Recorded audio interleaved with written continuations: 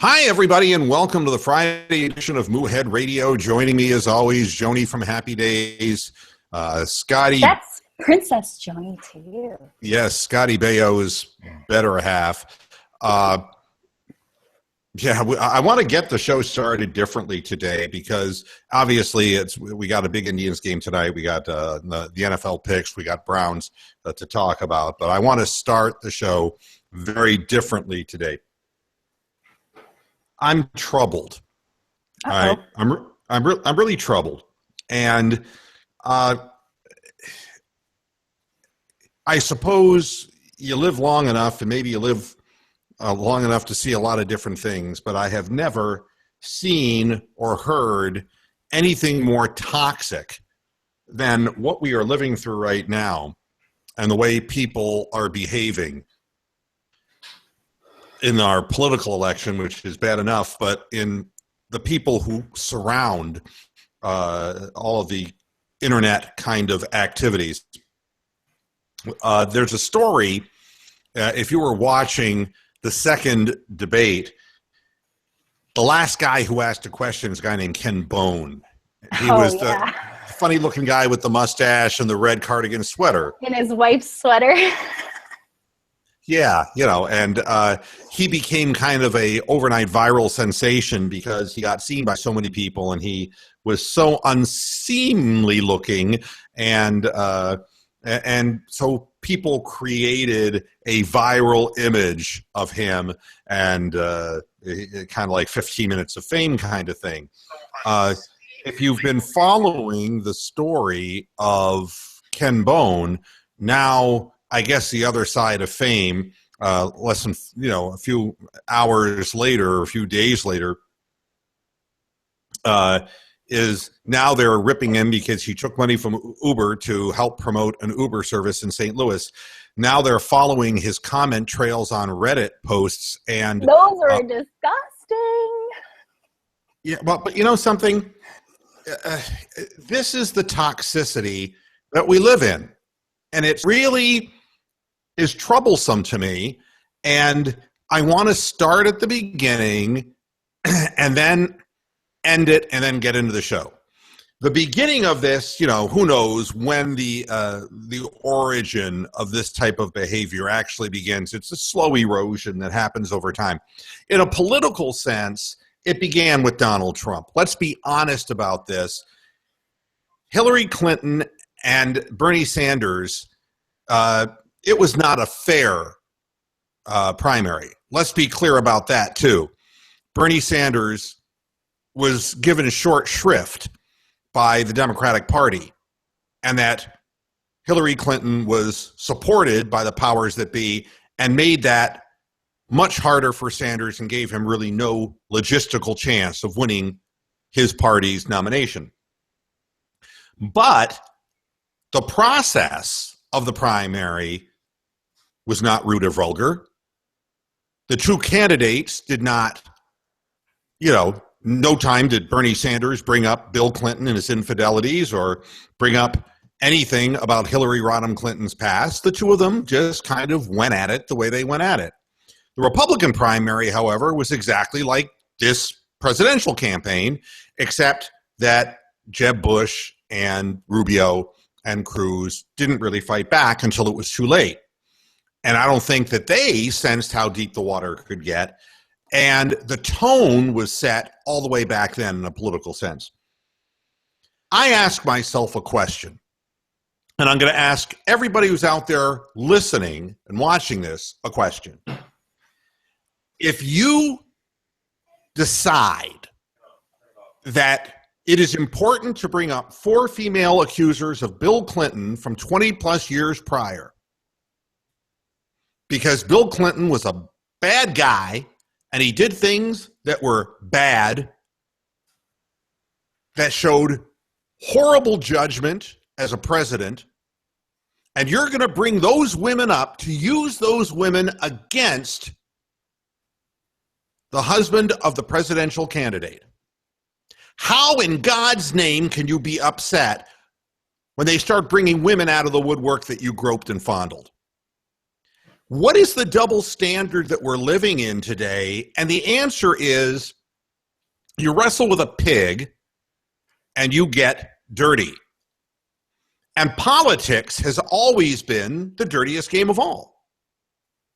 The history of politics, not just now, but if you go back and look at Huey Long in the 30s, when you take a look at Lyndon Johnson, you look at some of the people, Richard Nixon, and what his White House did and what he enabled the FBI director, J. Edgar Hoover, to accomplish by literally taping Martin Luther King in the sack with women.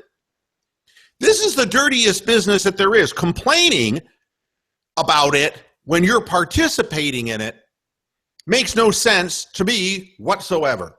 The biggest dirty trick squad in the history of politics was Bill Clinton's dirty trick squad back in the 1990s. It may have been about the economy, stupid, but what it was really about was how much shit they could dig up against their competitors. I remember that because I'm 59 years old. And when you go out and you bring those women into that press conference and you go after Bill Clinton, you're going after the dirty trick squad and you're going to bring it down on yourself. And now Ken Bone, who just tries to make a quick buck off 15 minutes of fame, this dorky guy who has posted some things in Reddit that were like, nah, that's not real good. Now suddenly he's being decried on national television on CNN. The same people who built this guy now immediately feel the need to tear him down because the toxicity is visceral. Our society has gotten to the point where we build a fat, ugly guy up so we can rip him to shreds half a week later. I don't understand. I can't relate. I've been doing this show for 13 years. When I started the show, the point of the show was that I said to people, there's going to be some rudeness on this show. There's going to be some stuff that's R-rated, for sure. But I'm never going to be a homer. The one thing, and back then, 13 years ago, that wasn't happening on the internet, okay? What you had was like the typical Paul Hoynesy, before Hoynesy decided the Indians were dead and buried, hey, Hoynesy, it's like, everything's great in Tribeland, we lose 100 games, everything's great in Tribeland. And I decided that my show was not going to be that way. I don't want to be a homer. I want to be able to say, even if I'm wrong, and I say that Terry Francona is making some awfully weird fucking decisions here in the playoffs, and then I can come on the air and say, man, whatever it is I'm saying, just don't pay attention to me. I obviously don't know what I'm talking about anymore because everything he's doing is working. I promised that I would tell you what I think, whether I'm right or I'm wrong. What I can't figure out is this total toxicity. And it pervades sports fans in general. They burned Kaepernick's jersey. Now he's the starting quarterback. There is no going back for people when they start behaving like a pack of raucous animals. There's no going back for the woman who stands up at Pence's rally and says, if Hillary Clinton wins, which everybody knows pretty much is going to happen now, if Hillary Clinton wins, I'm going to be part of a revolution. It's going to be a revolution. And Mike Pence is saying, don't say that. Don't say, you can't go back on this, folks. Escalation.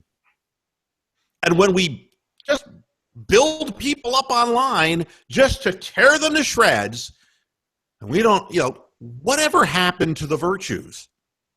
All the things that we have to be thankful for. Why can't we dwell a little bit on just the good? And this is me saying this. And I was the guy 13 years ago. Well, 13 years ago, I was the guy who wanted to be the rabble-rouser. I wanted to wake people up because it's like, this Homer broadcasting shit's got to stop. Now I got to come back with the opposite message and say, your Indians are in a series. I don't want to read that Trevor Bauer shouldn't have been playing with his drones. I don't want to read, the fans going off on this nonsense. People have lives outside of what they do professionally, and accidents happen. Believe me, Trevor Bauer didn't intentionally lacerate his finger so that he wouldn't be able to pitch. He didn't do that intentionally. And I don't want to hear the, no, he's putting the tribe's dead. It's never going to happen for the tribe. I don't want to hear this shit. It's all part of your fucking toxicity out there, and I don't want to be infected by it. I made a joke about being inoculated, from Indians' fever. But, you got to feel pretty good about the team because they've gotten this far and they have a chance to go further. I'm not even negative about the Cleveland Browns. I'm thrilled that the head coach decided that even if Josh McCown were healthy, he was going to start Cody Kessler. I'm thrilled with that. Let's give the young kid a chance and see what he can do. That's positive. What about your families, your children, your wives, your husbands? What about the things that you could really look at and hold on to in your life? I mean, it's sad and it hurts me to see all of this going down. And you know something? You wonder why the favorability polls show that these two political presidential candidates are the two most unliked people in the history of presidential politics. Look at how they're comporting themselves. Look at how one lies nonstop about her role with her emails. Look at how the other one now is acting like he's the injured party when he's the one who brought up all the sexual enabling shit about Hillary. He's the one who started that fire. These two people are the most repugnant people I've ever seen. And I don't want to hear any complaints about rigged elections. The only person who rigged the election was Trump himself. This is the easiest election to win. All Trump had to do was get the support of his party. All he had to do was erase himself from the picture and just kind of give in a little bit and be a little bit nice to some of these other Republicans, bring the party together and stop the nonsense. Hillary is so reviled and hated, he'd have won the White House. It wouldn't have been close. He snatched defeat from the jaws of victory. This is not a rigged election. This is an election of the two most disgusting, low-life scumbags in the history of politics. And I'm sick of seeing this rubbing off on society at large so that we're going to rip on a guy who just showed up on a question and answer on national television. Did you really believe that Ken Bone wouldn't take advantage of his 15 minutes of fame just like you or anyone else would have? I don't want it to be about fuck you and go to hell. What I want it to be about is, can we just have a little decency? And it isn't just black and white. I mean, it's just we hate everybody now. We hate the Mexicans. We hate the Chinese. We hate Ken Bone. We hate Colin Kaepernick. We hate the Browns. We hate Jimmy Haslam. We hate. I want to focus on some of the things that I like. I like pancakes and sausage. That's the end of the rant. Just be happy for what you do have. Try to make things better, but don't be part of this noise. This noise is just, it eats away at the spirit and the flesh, and it's just not good for anybody. It just makes me ill. All right. We'll start with Indians because it's obviously at the top of our list because that's the game coming up at 8 o'clock. Did it surprise you that Ryan Merritt, a second left-hander, Michelle, was added to the roster and that Jimenez was dropped? Not really. If they are confident in Gomes and they see that he's able to play without pain or without, lack of production, then I don't see any reason why not add an extra pitcher. Andrew Miller can't do everything, Why not throw another one in there? Yeah. And Ziffels is saying I'm about to break into a Tom T. Hall song. I love little baby ducks, large pickup trucks, Sunday school in May, and hay. And I love Ziffels too. All right. There you go. You just made his day. Yeah, there you go. I'm responding to people in the chat room. Yeah, and and there's truth to what people are writing in here. Lance says Clinton is a brutal boss that is very rough and demeaning to her staff. Yeah, that's absolutely true. She's reviled. She's hated. She's a horrible human. She's a terrible person, and I wish nothing but the worst on her. And you can tell, you can see that through her. I mean, it radiates. I mean, believe me, the unlikability is not coincidental. And it's not because she's a woman. It has nothing to do with that. It's because she's her. She's an evil human. She's a terrible person to the core. She's rotten.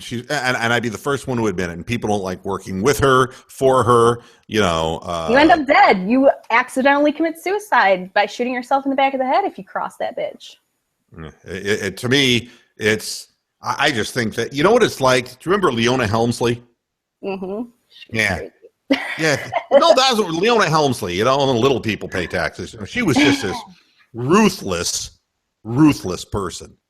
And, and I think it really strikes, it's really hard when the ruthless person is a woman, because I can say that I think Donald Trump is just a total asshole. Okay? I can say that. And because he's a man, nobody's going to say, well, you can't call a man an asshole.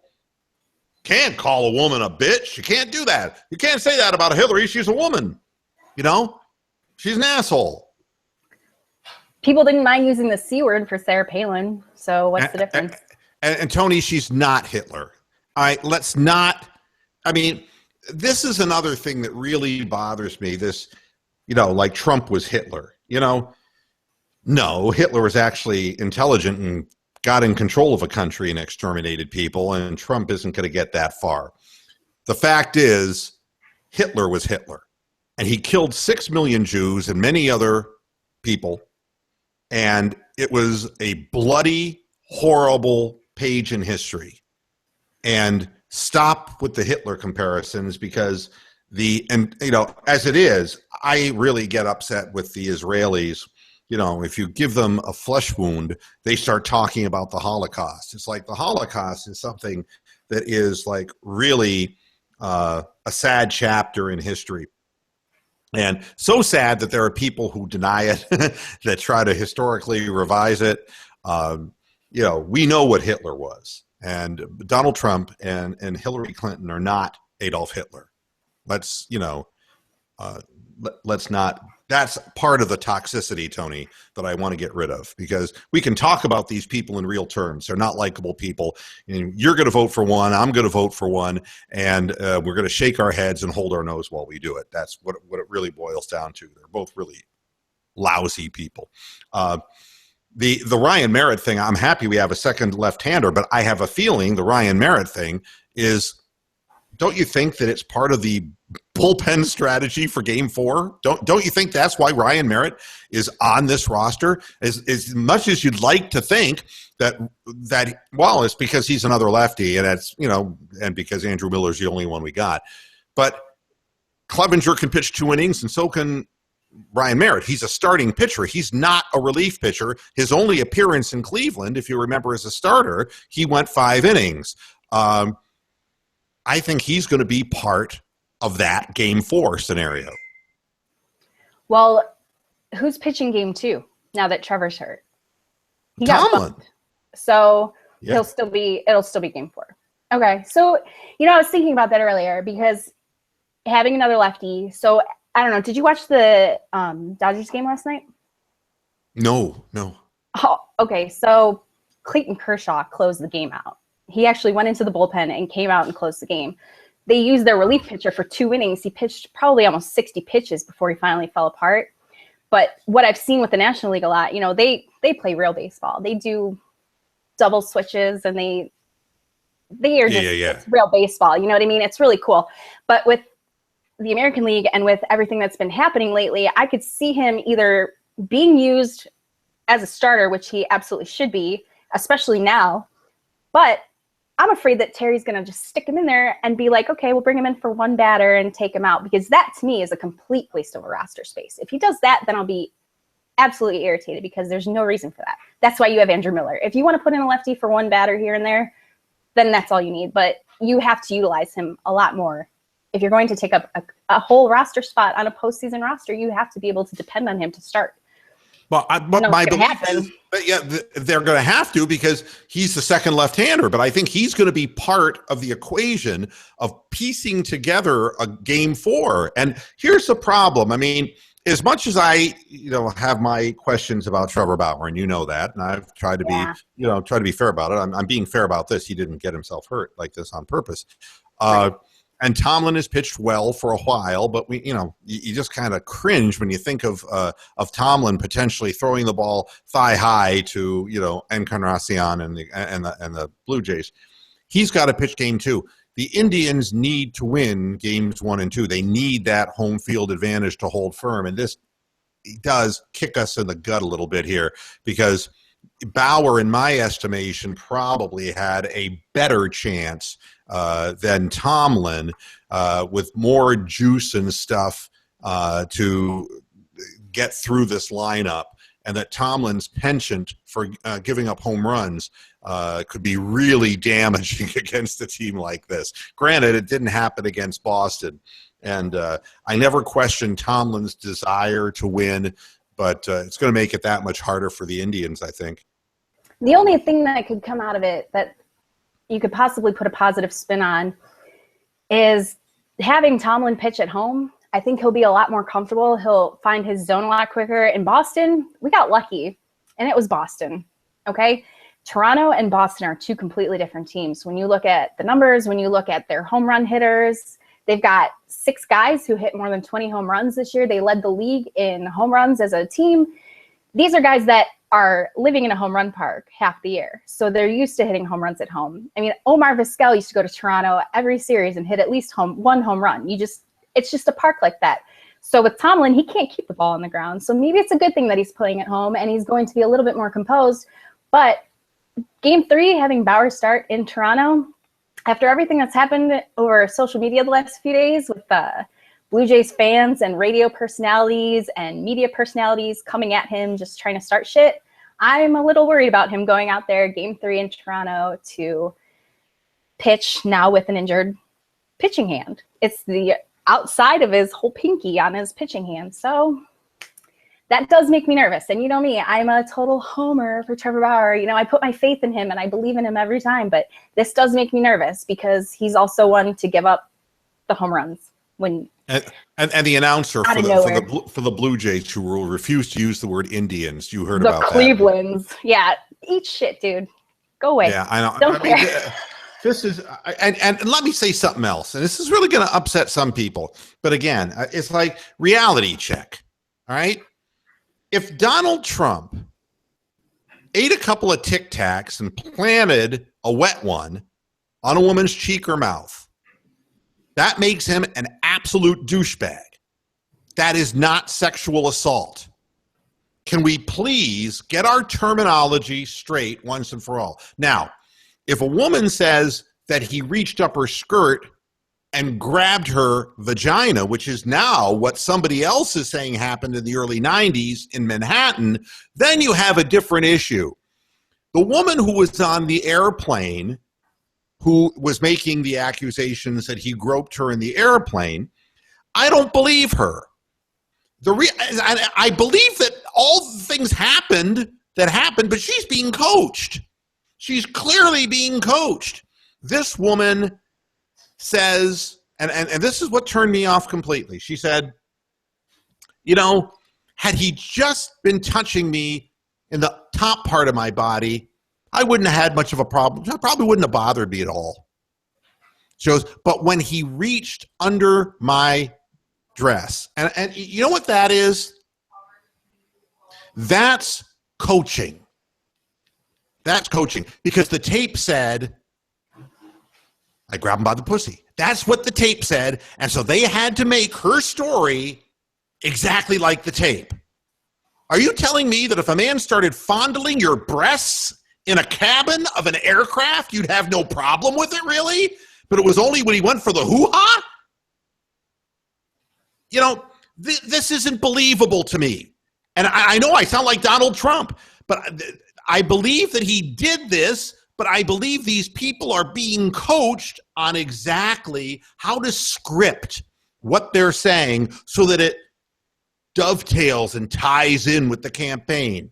And it's sickening to me. That's not sexual assault. Sexual assault is a very serious crime that leads to imprisonment.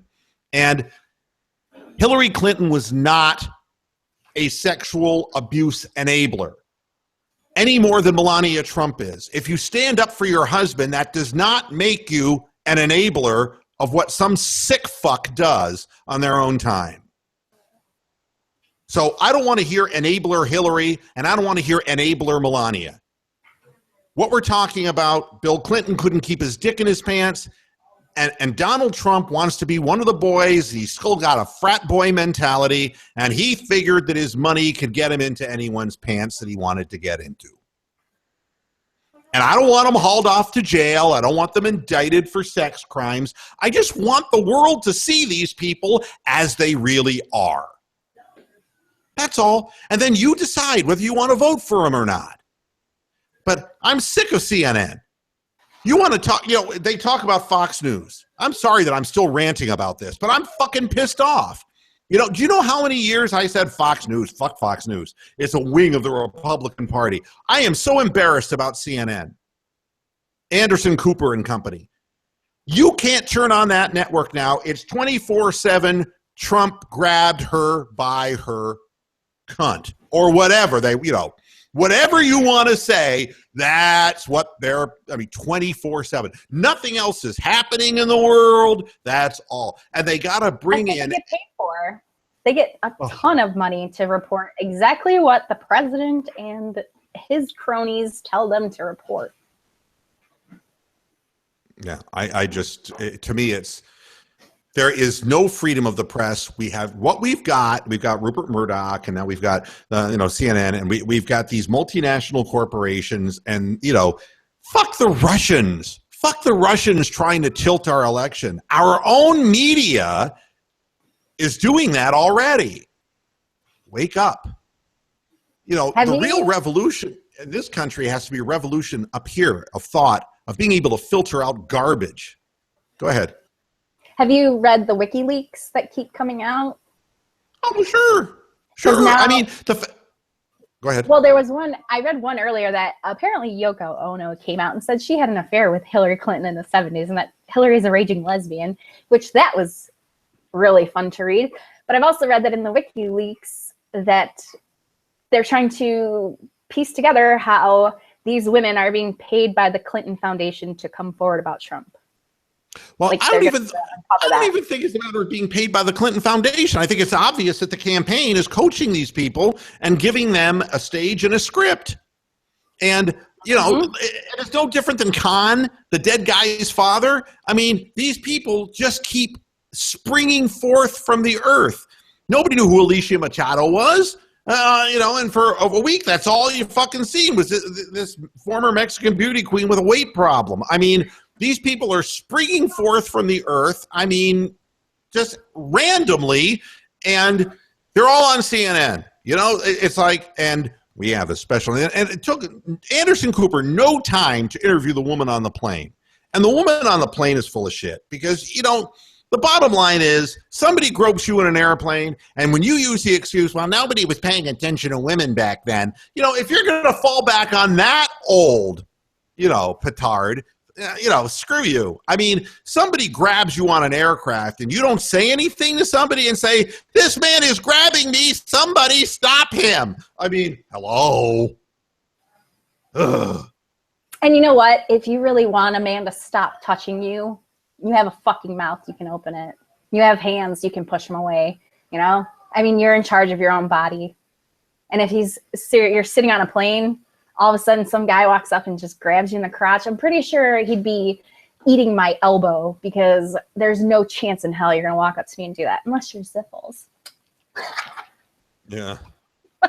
And Lance is saying, unlike Fox, fair and balanced. That's right. This is, none of the media is fair and balanced. Let's be honest about it. Hi to Guest 202, Big Lurker UK, Newman, Amsterdam, Tony, and Ziffles, and all the people along the line on YouTube watching. You have to put up with me today because I just can't believe that Shit. You're pretty agitated. You're pretty Yeah, agitated. Yeah, it's so disappointing to me. You know, it's disappointing enough that the candidates are as bad as they are. But man, you know, we're playing the chubby checker limbo dance game. You know, how low can you go? I mean, you know, it's like, and this is just becoming nauseating to me. And then if you touch it, like Ken Bone did, if you so much as reach out and touch it, you become radioactive. You know. That's exactly why I never wanted to be famous, because I've done some stupid and some bad shit in my life, and I don't want the whole world to know. Radioactive. You got to scream it a little more. Radioactive. All right. So the Indians have their work cut out for them, even though they've scored more runs in the season than the Toronto Blue Jays, haven't hit nearly as many home runs. And I want one other thing to stop, and that's this comparison. Can the Indians imitate the Kansas City Royals? And it's like, stop already. There is no precedent to the Kansas City Royals. They weren't imitating anybody, and the Indians aren't imitating anybody. If the Indians win, it's because they're the better team. And if they lose, it's because they weren't. And I don't, you know, it's just like the Cavaliers. The Cavaliers were better than the Warriors. And anybody who's in denial about that is just a Warriors fan and just has to get over it. You know, this is not imitating some other team.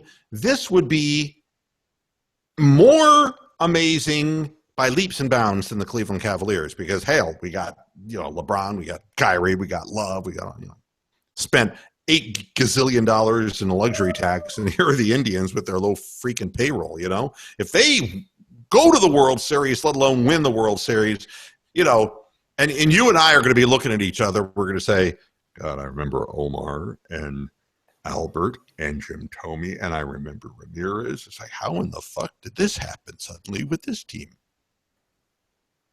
I've been thinking that for the last 3 months. How is this happening? How have they stayed in first place since June? And yet they're getting compared to the Royals, who beat the shit out of the Royals.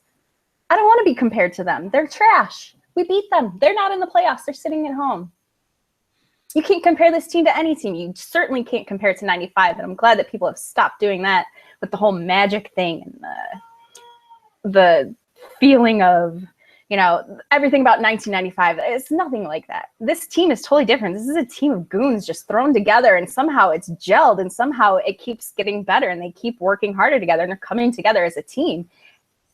But you know what the scary thing, part of the sad thing about this is that it lends credence to a low payroll. Yeah. And everybody's pointing out how very little the Indians have spent compared to everybody else. I mean, yeah. Look, I mean, Brad Osmus is a terrible manager, and Detroit lost Dombrowski, and they got old, and it happens. You know, things happen. But you look at how good the Tigers were for so long because of the payroll and the players that they had, and everybody gets a little long in the tooth. You know, just like the Red Sox, you know, before they had this new wave of young players, all the Mookie Betts guys and the Jackie Bradley Jr. guys, you know, they went through a period where they were not doing so well, but they have a huge payroll. And this is the one opportunity, you know.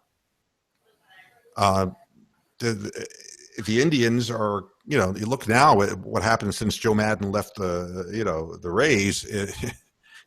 Nobody's talking about the Rays anymore. You know, it's and the teams with low payrolls are, you know, Kansas City struggled to a .500 record.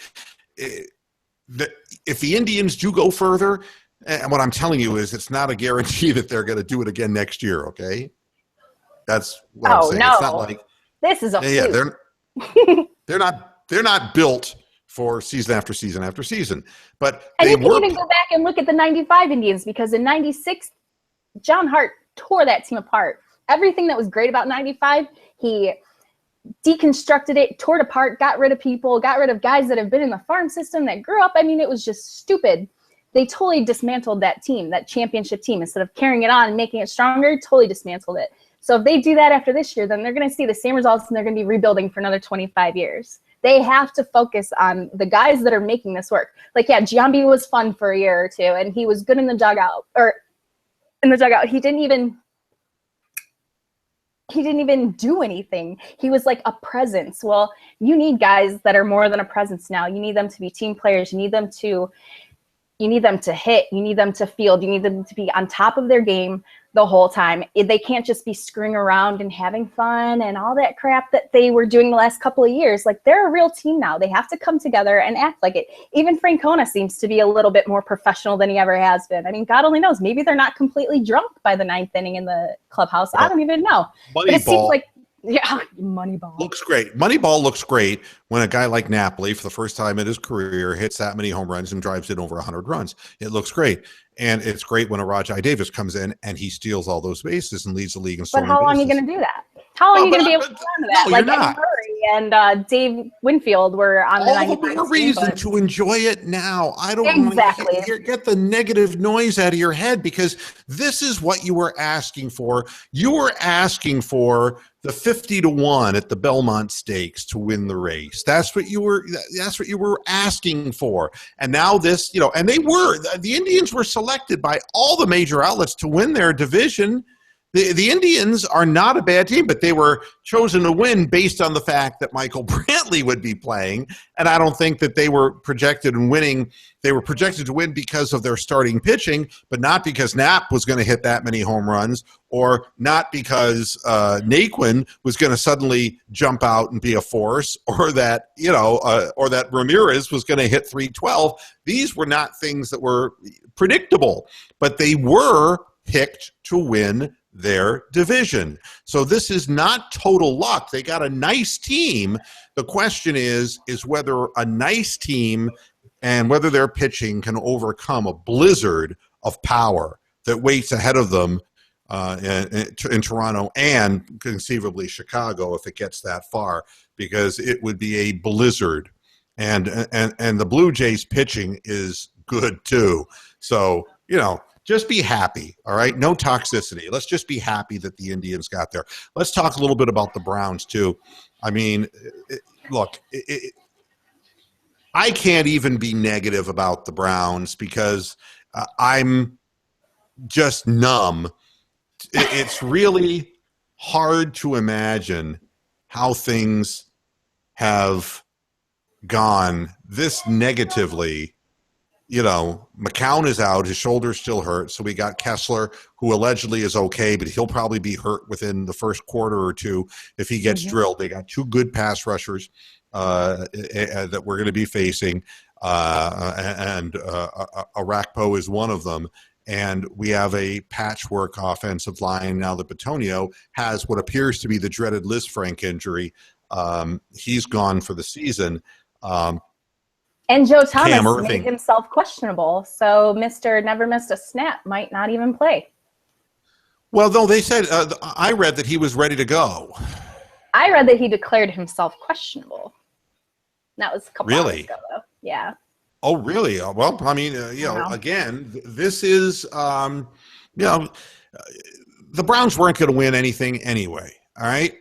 I had to look up who they were playing this week. I seriously could care less about them because they're so bad and they aren't going to do anything. They're not going to win a game. They're not going to pull it together to beat anybody this year. They will go 0-16. So I can't even be upset about it. I can't even bother to waste the energy. It's like, they're playing the Titans. Okay, who cares? They're going to get their asses kicked. I got to watch the Indians. I mean, when do we ever think about baseball this time of year? Because all we have is the Browns. So we throw ourselves into them, no matter how shitty they are, no matter how much they let us down, no matter how inconsistent they are, no matter how terrible the front office is, we absorb it and we throw ourselves into it every year because we have nothing else. We have the Indians right now. Who fucking cares about the Browns? They're going to lose. They're going to lose terribly on Sunday. They're going to kill everybody's mood. And Monday, we're just going to be like, okay, we need the Indians to win again. Let's kill game 3. Let's forget about yesterday. Every Sunday is just a disaster. Well, last Sunday really was a disaster. Prior to that, we were actually playing competitively. And look, I mean, you're trying to discover which of these guys can actually play. And whether Kessler can be a quarterback that you can rely on in the future, whether he is your future backup quarterback until you get a real quarterback. But you know something? I don't want to hear about Carson Wentz because Carson Wentz would have been dead by now. I mean, I don't care how big and strong he is. He'd be doing the huckabuck right off the field because he would have been hit 47 times if he tried to stay in the pocket like he's doing behind a good offensive line in Philadelphia. So, don't wish things on people. Right now, we don't have the ability to protect any of our quarterbacks. That's why they're all injured. All right. I don't want to judge how good Cody Kessler is based on what's in front of him and the fact that he doesn't have anybody to throw to. That the number one draft pick guy has been injured, and that Pryor is still a big project. And then you're dropping off. Barnage is hurt and not been at all a factor this year. I don't want to get down on him. I think Crowell's played really well. I think there have been some bright spots for the team. I think the coaching, as far as the offense is concerned, has been pleasant to me, that the guys are getting open downfield and we are able to move the ball via the forward pass, getting rookie quarterback to throw back-to-back weeks 250 yards. I think that's pretty damn good for not having an offensive line and having a receiving core that is damaged, to say the least. It's the defense that is the source. We know that the defense doesn't have, sounds like Maniac. We know that the defense doesn't have talent, but the scheme isn't making them look better than what they are. The scheme is making them look worse even, perhaps. And that's what worries me about the Browns, is this whole Ray Horton thing again. And it's like the offense is like, well, we're actually getting some productivity out of some of these people. We're actually, with this lousy offensive line, Crowell is like, got this great yard per carry average. We are getting something, and Pryor's had some big moments, and he's not even been a receiver in his life. But the defense, I can't point to one person on that defense. Nassib would have been the closest, but he got hurt.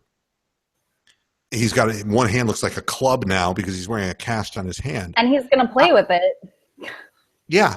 But I can't think of one guy on the defense who is playing above himself, who's playing way over and above what we had projected. I can name a bunch of people like Tramon Williams, who might be coming back this week, who are playing way below. Joe Hayden, who keeps pulling his groin. I wish he'd stop playing with himself. I mean, there are lots of people who are playing way beneath. They're invisible on the field, and that really makes me worry because not a single one of the guys seem to be taking to the defensive scheme and understand it or are enhanced by it. And this is exactly what happened to Kruger. And he was drummed out of town. And, my feeling is players have to have a system that they fit into, that they understand. I just don't think that the players get it, that it's being taught to them properly, or the scheme itself is just without merit. That's my concern. And they're not going to win until they can stop somebody. That's the thing that I don't even care, because they're not going to win. They're constantly in a state of rebuild. There's no consistency whatsoever from week to week. You don't know who's going to be quarterback. You don't know who's going to be playing center. You don't know who's going to be playing your right guard. You don't know who's going to be on the left side of the line. You don't know anything. Every week it's a crapshoot. And yeah, we still watch because that's our team and we love them and we love football. So we watch it no matter how barbaric and horrible of a game it is. We still watch it. And yeah, I'm going to watch it, and I'm not going to be agitated because I've been inoculated to the Browns. I think the tribe fever has killed any kind of virus that was left in my body from the Browns, because I just don't care anymore. I'll watch it without getting mad. And last night, did you watch the game last night? I did not. No. I mean, honestly, I watched the end of the game just to make sure they didn't blow it in the end again. But other than That's something that Philip talked about after the game. He was on the post game show, and he was saying, everybody calls us a bad team, but we're not a bad team. We keep getting close games. We have games that we should be winning. We're scoring points. We're making things happen. He's like, we just seem to blow it in the last minute or something crazy happens. I'm thinking, yeah, I know that feeling. But Denver's finding out you can't win without a quarterback, and this is terrible. They looked awful. Well, they can't score, and the defense will be beaten up eventually because you're saying, well, what happened to the pass rush? Well, they're exhausted. They're on the field way too damn much, and they don't even have an old crippled Peyton Manning. They got two guys who just don't add up to anything. Right. As far as the pick league, Johnny LaRue is in first place. Wiley Fox is in second. So Wiley's been usurped by Johnny LaRue. Oh, my goodness. The Big Dogs tied at 47 with Wiley. Then Gmo at 46, and KB and Corpus at 45, Mogambi at 45, Wable 2 at 44, the Shameless Bastard at 44, Big Lurker UK. Hey, buddy, you're at 44, still within shouting distance. All in Arbus at 44. You're wondering why you haven't heard my name. Well, to be very honest with you, I don't give a flying fuck. I'm at 41, and this is the worst year I've had in God knows how long. But you know something? I'm not even closely following these games. I didn't watch the game last night, and it's because I'm really turned off by, and then we have one of the presidential candidates. Did you see when Trump made the comment about football players? I mean... No. Now what?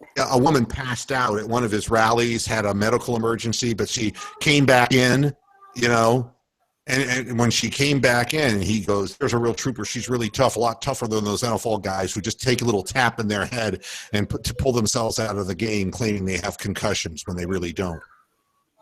This is, the hateful kind of shit, the toxicity that I'm talking about. I don't really watch football very much, and I don't even talk about college football because it's a breeding ground for brain trauma, and I don't get off on it, especially when people are making money off kids to give them brain damage in return. It's very hard for me to watch, but at any rate, I'm looking. What is your name in this? I quit making picks a couple weeks ago. I totally forget. Okay, I forgot. I don't even know. I probably have like 9. The big fart. Okay, say no more. I'm terrible at remembering to do things. You should know this by now. Yeah. You just seem to have kind of like, what do they call it? Attention deficit disorder. Huh? What? San Francisco at Buffalo. We're going to start at the top here. San Francisco at Buffalo. This is Colin Kaepernick's chance to get his burn jerseys exhumed and worn again by fans. And Buffalo, their defense is starting to look good, which is kind of scary, seeing as how Orion is attached to it. Who wins? I don't think you'll see anything amazing out of Kaepernick. You'll see why he's been benched the last few weeks. I think Buffalo is going to finally pull it together and look like a real team this week without all the blunders. And I think Buffalo is going to win at home. I'm picking Buffalo at home as well. Next is Jacksonville at Chicago. Boy, you have to pick one of these teams. By the way, Yahoo Nation says 54% says Chicago, just because the other team's Jacksonville. What do you make of this? This is a hard one. It's kind of a crapshoot. Like you said, you have to pick one. I'd have to go with Chicago. Not really sure why, but they're at home. I mean, and that might be probably it. It has nothing to do with quarterback, that's for sure. Well, it's all Hoyerisms. I'm going Terrible. with. Yeah, I know, but I'm going with Chicago. I think Brian Hoyer will throw more interceptions than they will score points. All right, well, it is possible. Los Angeles at Detroit. Detroit has been kind of hard to figure this year. In Los Angeles, do they have a football team? I heard that they got one, but I haven't seen them do anything yet. Coach, yeah. Yeah, Fish is a joke. Yeah, the Rams are terrible. Yeah, you going with Detroit? I hate picking Detroit because they always, screw me over, and I hate Detroit. But yeah, Atlanta. They're my Atlanta. That's right. Yeah. Yeah, I think that there is no way LA wins a game, and I don't know if they're going to win any games this year. They could be as bad as we are, for all I know. Detroit wins. Next, we have Get out of here. Pittsburgh. What do you think? You're cute? This one's coming over. Hey, did you hear about Trevor Bauer? Get out of here. I knew that hours ago. Go away. Get out of here. Go away. I'll go play with your drone. Stay in your lane. Go blow something up. Leave me alone.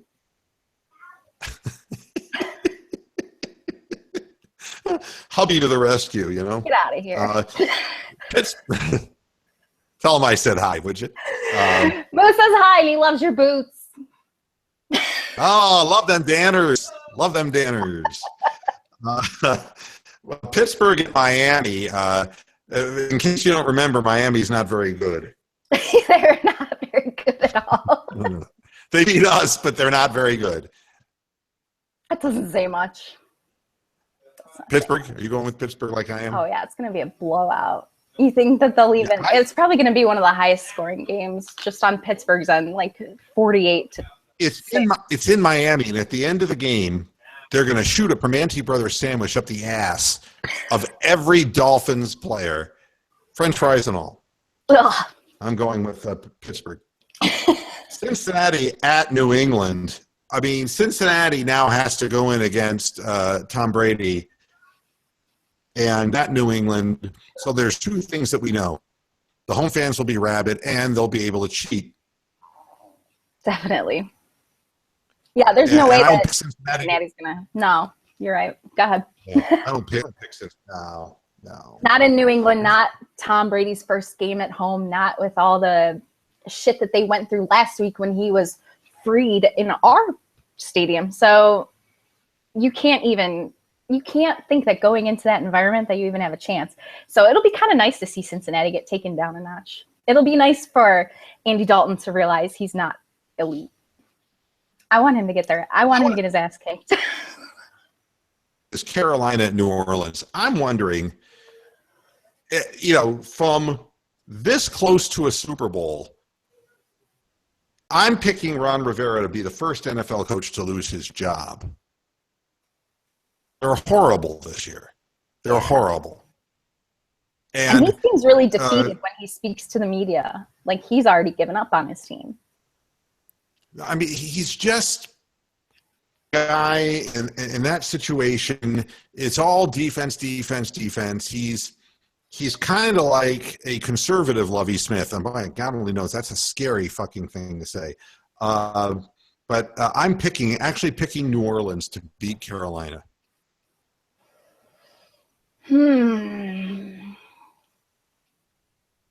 It's a tough one because this could be the one where Carolina comes back and totally makes you look like an idiot. It has to happen. But yeah, I don't know. That's a tough one. You going with New Orleans? You think Drew Brees will light it up? I just believe that there's just no points on the board for Carolina. I mean, they're just not scoring points, plain and simple. And the offense scheme is simplistic. And I think Cam Newton is a guy who just his behavior after the loss exposed him to a certain degree.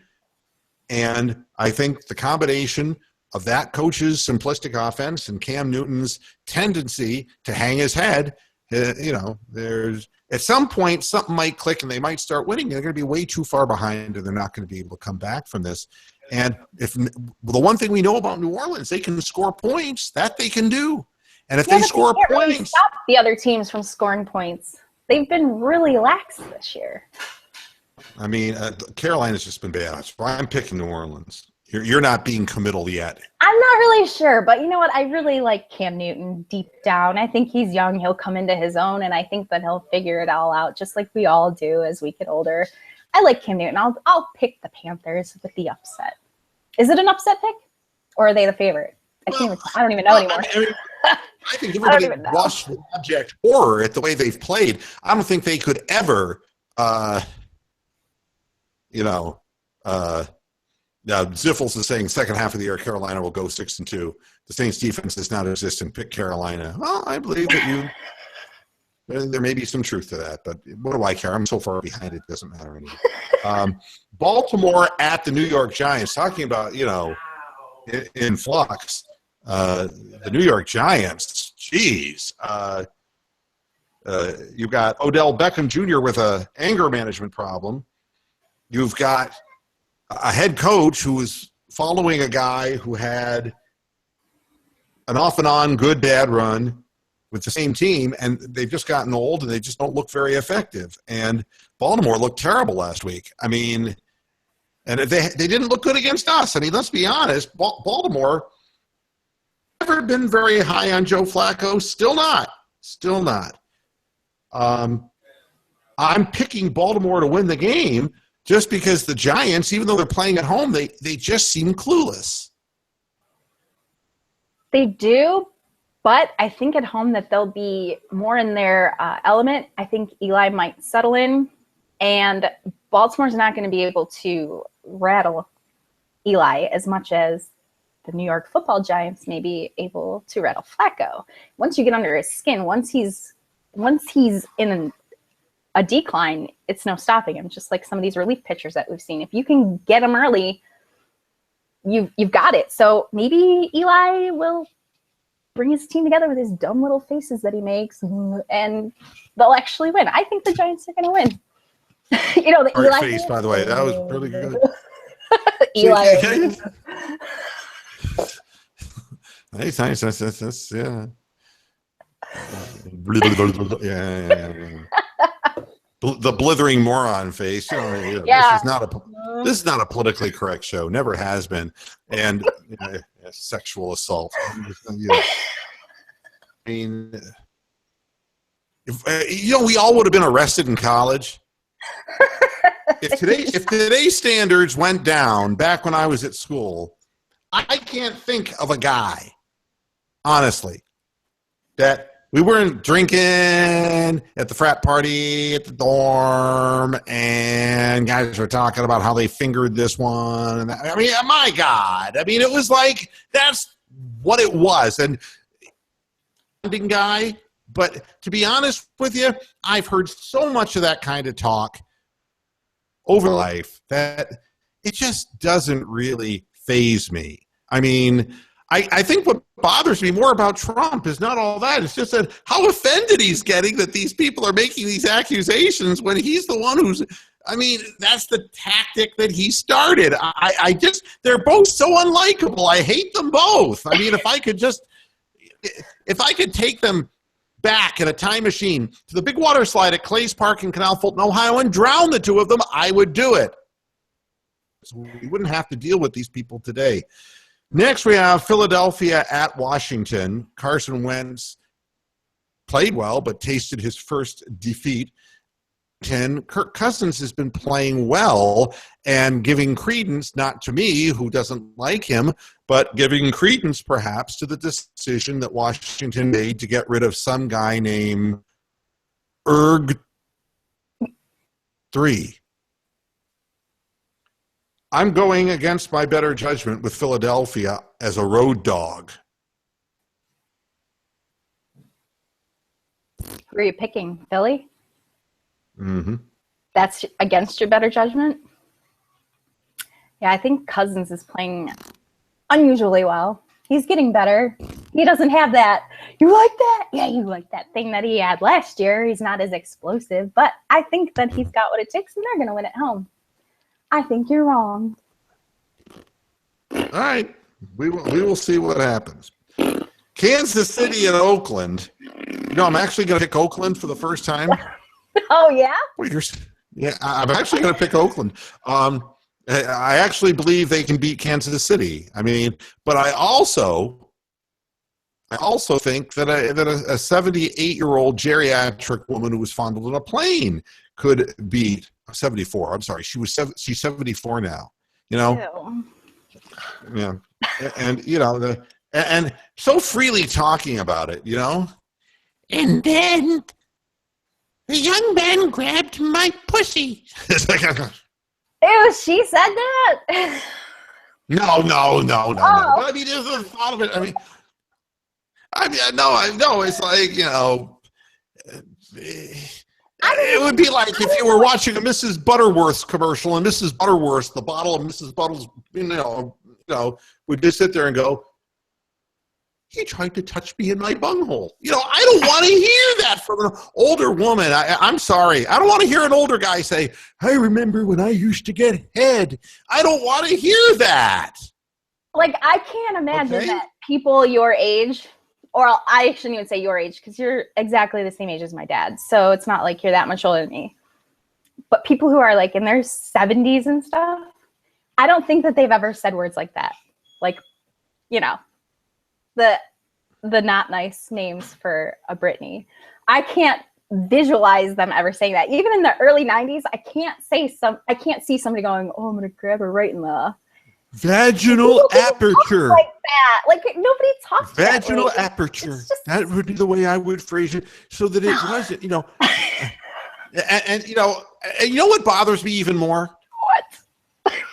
And go, "She was grabbed in a kitty cat." And I said, "Oh, stop that. Stop the cutesy talk." I call it a Brittany. You know? I call mine a Brittany. Mine's name is Brittany. Believe me. I mean, you wouldn't call it a kitty cat if you went down on some of that. God, you wouldn't. It would be like, you know. No. Snapper. Ugh. 2 minutes past the hour of 7. I know.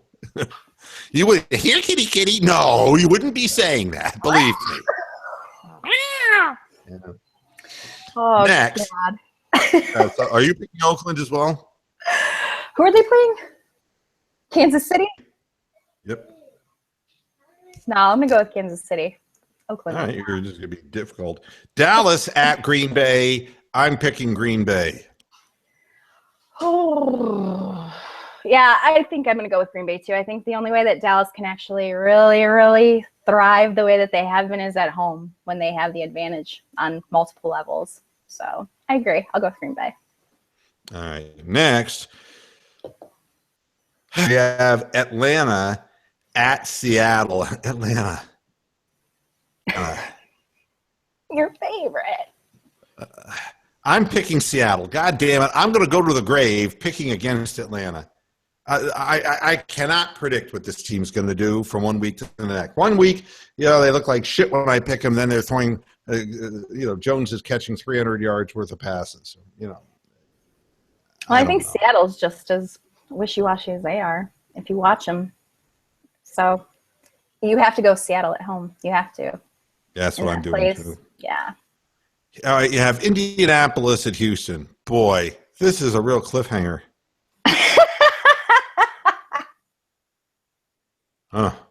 I'm actually picking Indianapolis on the road, assuming that the quarterback doesn't die.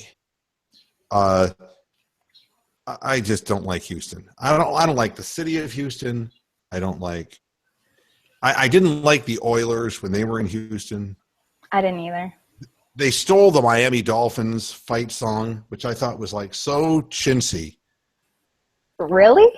Oh, you don't remember that? That was like when the Browns played the Dolphins before your time in 1972, when Mike Phipps was the quarterback and Farrah Hooker was one of our receivers. So we played them tough, but that was Miami's undefeated year when they won the Super Bowl. And they had this horrible song. Well, we're the Miami Dolphins, Miami Dolphins, Miami Dolphins #1. You know. Oh, wow. It was obviously a syndicated thing, and the goddamn Oilers bought it. We're the Houston Oilers. Same fucking song. Oh, that's so gay. Sung by the same guy. Sloppy seconds. I have no respect for the Houston as a city, the Oilers, the Astros. I got just nothing.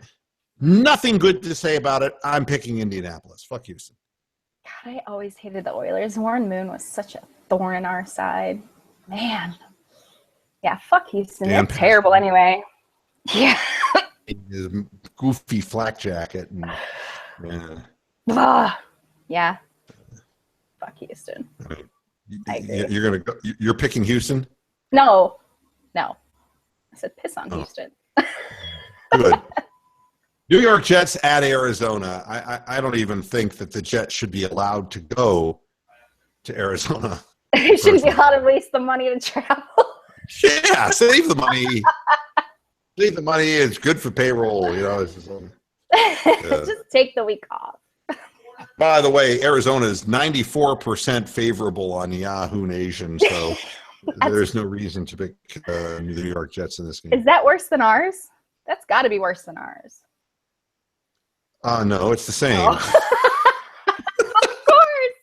We can't win anything. 94% of the people say that the Browns are going to lose to Tennessee, which is far worse. I mean, when you really stop and think about it. So, and Osweiler is garbage, Ziffels, absolute garbage. All right, so you're picking Arizona as well, and then the Browns. I have to pick a final score of the Browns game, and I don't know why I do this every week. I'm predicting that Kessler gets hurt again. That Colonel Hogan, what are you doing? That Hogan's going to come in, and the ultimate deer in the headlight scenario will ensue. Depending on how long Kessler. Yeah, right. Depending on how long Kessler's actually in the game, I'm saying Tennessee 24, Cleveland 13. You've given them a touchdown more than I would. I think they'll score a couple of field goals, and I think that's it. Well, I mean, but I think if Kessler's on the field, they might be able to do, monocle, please. Okay. All right. He wants the, wait a sec, the monocle. Colonel Hogan, what are you doing? Okay. Enough of that. Ziffels is sad that there's no show tunes on Friday. He misses his Broadway songs. Monocle Lewinsky. Not in my eye. That's exactly right. That's exactly right. Monocle Lewinsky. I hate it. My eye burns. Yeah. So I'm done. Anyway. We went 8 minutes over. We did this pretty good, though. Yes, his name was Werner Klemperer, and he would forever be remembered as Colonel Klink. Sad, isn't it? I'm so depressed. You're depressed. All of a sudden, you're depressed. You were so optimistic at the beginning of the show. Now all of a sudden, you're depressed because we talked about the Browns. See, I told you. Don't do it.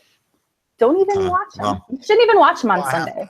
I have to do the halftime and postgame show. It's an obligation. And tonight I watch the Indians, and I'm just going to sit quietly and watch the Indians because I have no expectations. I'm just thrilled that we're here. I'll say the same thing that I said about the Cavaliers. To get this far, all of the bad stuff this makes up for, It's a fun ride. You can't be anything less than happy with where they are right now. I'm not saying that it's good enough that if they don't go to the World Series, I'm just happy they're where they are now. I mean, I'm pleased, but I'm not going to throw in the towel yet. I expect more. From what I've been seeing the last few weeks, I do expect them to win games. I expect them to win this series, and I expect them to go to the World Series. Whether or not they can beat a National League team, that's totally up in the air, depending on who it is. But I do expect them to win at this point. I absolutely do. Look at that. I actually miss Ironside. This is the guy who said that it was old and tired and to stop doing it. You know what? Yeah. Wait a minute. I can answer him. Ironside. For God's sakes, all the way back when I was alive, Donald Trump groped me below the waist and I didn't even feel it. You're probably wondering, Ironside, how can you say he groped you when you couldn't feel it? The answer is he had very small hands. Oh, my. Tiny hands.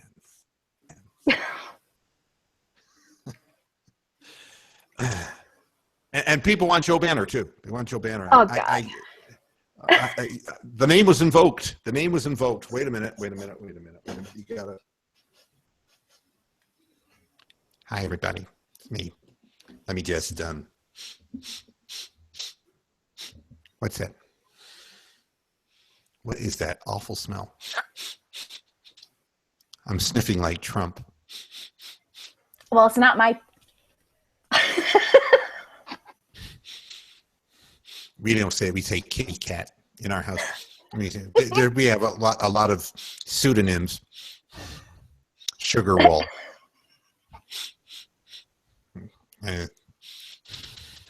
Vienna sausage. Cocktail wiener. Now that would be somebody, not me. I just want to point out, you said things were bad under me. Well, my wife said things were bad under me. I'm such a funny guy. I'm killing myself. I'm knocking them all out of the park. Long, my God, my face will stick in that position, just like his. You know, at first he was doing an impression of himself, and then he couldn't stop, and he was stuck there for the rest of his life. It's you really do look like him. It's really scary. Well, I can tell you this. We weren't that bad back then. You know, it's like, we got to hear that shit from you. Do you see him on Twitter still defending the things he did in the draft? Yeah. And that? I'm like, God, go away. Yeah, I mean, just go away. That's what we heard about him when he was in Philadelphia, that he would never admit he was wrong. So what difference does it make? I mean, you know, like, if you're that great, what are you doing for work right now, Joe? What team are you working for right now, Joe? I can tell you this. Whatever it is, it's, wait a minute, put my glasses down here. It smells like a diaper full of Indian food. It's not good. Who cut the cheese? All right, enough Joe Banner. All right, I'm out of here. I'm done. Thanks for joining me, and we'll be back Monday, yeah? Remember, sounds good. This coming week, I mean, it's like, you know, it's getting close. I'm leaving 2 weeks from today for Florida. You know, the season just keeps rolling along, man. And it's like, Old Man River. Yeah, you know, it just keeps rolling along. I mean, Not out here. Can't believe. Every day it's the same weather. We're almost halfway through the football season. And the Cavaliers are getting ready to start the regular season, and J.R. Smith has no shirt and no job. Woohoo! I thought he was close to reaching a deal. Then that got shot down by David Aldridge. I don't know what's going on. I don't know what's going on with that. But they got to sign him. They can't. I mean, Channing Frye went down with an ankle sprain, and, you know. Tristan's going to die. I mean, he's going to turn into a cokehead any day now with Chloe at his side. I mean, he's going to turn to trash. So, yeah, it's going to fall apart. Yeah. Well, we'll see what happens tonight. Keep your fingers crossed for Corey Kluber and the Cleveland Indians, and I hope to be talking about a couple of wins when we come back on Monday. Let's hope. Sounds good. I'm prepared to talk about wins on Monday. All right. Thanks a lot for jumping in, and we'll see you on Monday. Okay, Michelle? Have a good weekend. You too. Bye-bye. Bye. And everybody, thanks for tuning into this edition of Moohead Radio. Back again on Sunday, halftime show and post-game show, God willing, with internet connectivity back, at least to some degree. And we'll see you again next time. Until then, hasta la vista, Pastor Heads.